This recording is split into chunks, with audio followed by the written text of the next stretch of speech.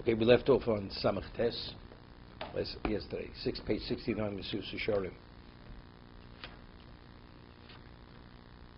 Honos advor mechlolo. He uses the word verbal abuse. It really means grieving a person. Same thing. Saying words which are hurtful. It's only between two individuals. And you say words which causes the person embarrassment. Meaning even unintentional. We say Adamud Lolam. A person has full liability. A person is walking and he didn't mean to damage another person. You weren't careful enough. The person is considered damaging. He has full liability for the damage he causes. Right? The Gemara says that a person goes to sleep and there are vessels alongside of him. And while he's sleeping, he turns over and he breaks the vessels. Is he liable for damages? So the Gemara said, he's liable. But let's say while he was sleeping, somebody had put vessels next to him. Right? So there was no way for him even to take any degree of precaution not to do it. He's not chayiv. Right? In either case, he damaged it. He did it, he was unaware, but the first one, he should have thought that there is, as remote as it may be, there's a chance he may damage those vessels. Therefore, he has liability. That's Adamud Lola. So therefore, a person says words, and he's not sensitive enough when he says the words, and he hurts a person's feelings, or he embarrasses a person. Some person brings up a certain topic. He didn't know he shouldn't have brought up the topic. And when he brings up the topic, he embarrasses the person, or the person is slightly offended by it. Between the two of them. Definitely, if a person says something intentionally that he wants something to person to be embarrassed, or do and take an action which will cause him embarrassment.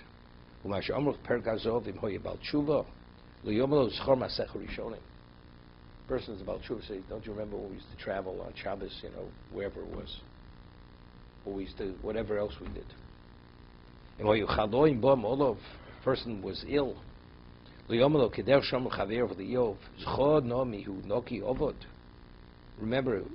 who's clean enough that he shouldn't deserve to be destroyed? Do you think this illness came for no reason? You're paying a debt.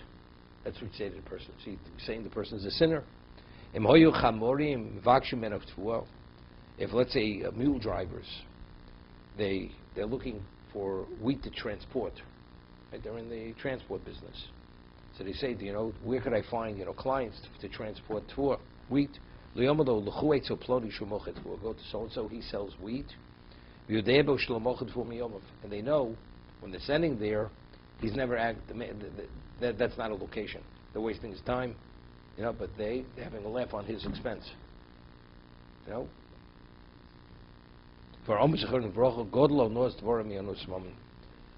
It's graver. The provision of aggrieving a person through words has a greater liability than aggrieving a person through money, meaning overcharging a person.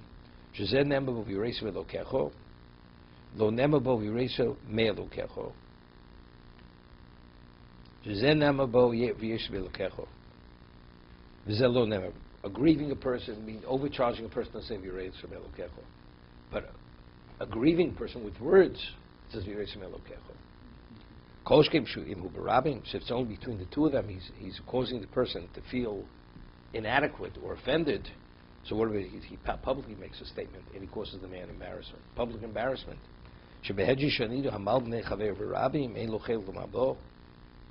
A person embarrasses his fellow in a public setting, so good. I mean, the postscript said it's only if he does it on an ongoing basis. He doesn't value somebody else's existence. It's not one time in his life. One time's not. One time can embarrass someone so profoundly that it could. Why is that? Why is it not? If the intention was to embarrass him and it was really serious, the story I once told over Sosalanter. There was a shoemaker in Vilna, became very wealthy. And there was a wedding hall in Vilna where only the wealthy people made weddings. And this person was originally a poor shoemaker, he became wealthy. And the wealthy people in town, and he was Marengov's daughter, and he could afford to have the wedding in the hall where wealthy people marry their children off. The wealthy people were offended. The Schnorrer, he's going to make a wedding where we make the wedding. So it was under the chuppah. Rabbi Yisrael Slanta was to the chuppah, and in public view, one of these wealthy people comes with a shoe with a hole in the sole, and says to the father of the bride under the chuppah, by the way, when could you have this pair of shoes for me? To embarrass him, to tell him that he doesn't belong there. So Rabbi Yisrael Slanta said when he was there, he says he questions whether this man's neshama was at Sinai.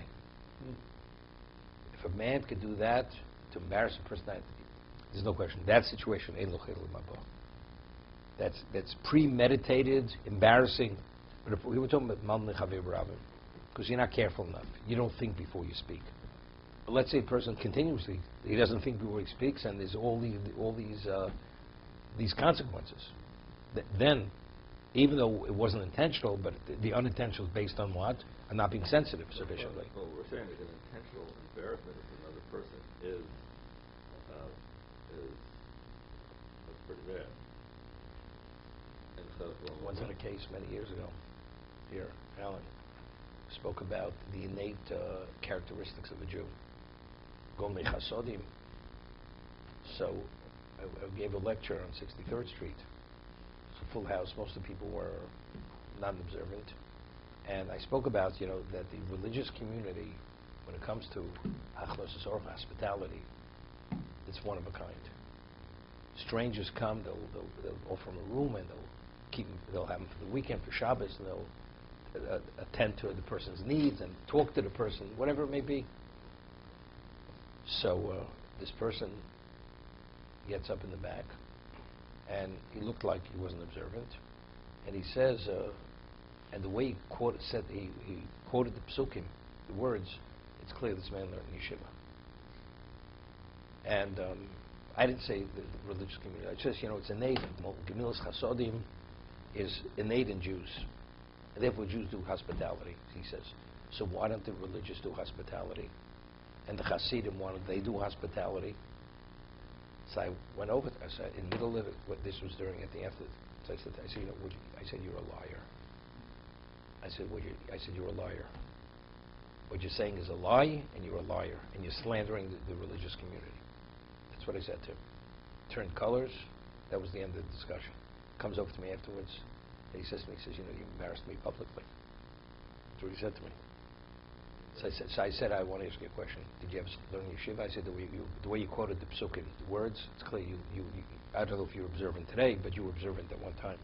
You have a yeshiva education. He says, yes, he does. So I said, if that's the case, the people here are secular people. They have no idea what goes on in Jewish community.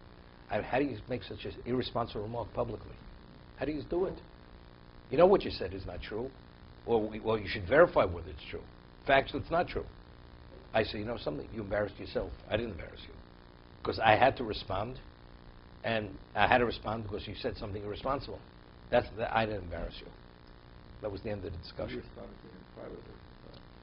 No, openly, publicly, because I had to refute and to whatever it is, to say what he said is baseless.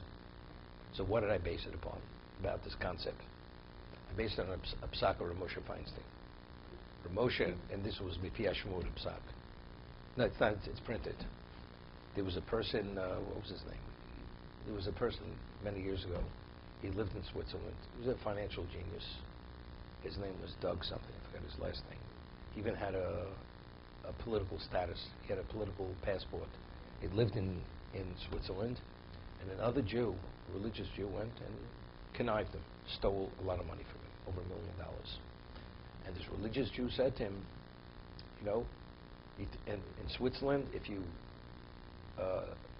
violate the law, especially monetary, they could put you away, throw the key away. And this Jew who stole from this person knew it. He says to him, but you're not permitted to take me to a secular court. If you want, go to within Torah. And he knew this person, he knows how to manipulate the dayanim, and There's no way he can win against them. He's a Swiss Jew. He's an American Jew. There's no way he's gonna win over there. So he called me up and said, what should I do? So I told him the Psak of Moshe. Moshe has a Shiloh. Person is an IRS agent. And he goes and he audits a person. He finds out he did the wrong thing. You know, he didn't pay his taxes. So the Jew is not permitted to be an informer, even though he's the employee of the government. So Moshe says that you have to tell the person he has to correct whatever he has, and he'll pay the penalty for whatever he did. It's not that you're going to say that he intentionally, he'll pay a penalty, and he admitted himself, and if he's not willing to do it, then you have a right to inform on him, and he's not called an informer. Why? Because you gave him a chance to make the correction, so that he informed on himself. He put himself behind bars. It's not you put him behind bars. That's what Moshe rules in that situation. So I said, same thing over here. You're not going to Erkos, the secular court. He put himself into the secular court, this man. That's what I said. The moment he did it, the man paid him the money immediately. Immediately. It wasn't even a question he gave him. He wasn't going before a secular court because he had enough evidence that he would have put him in prison. So the same thing over here.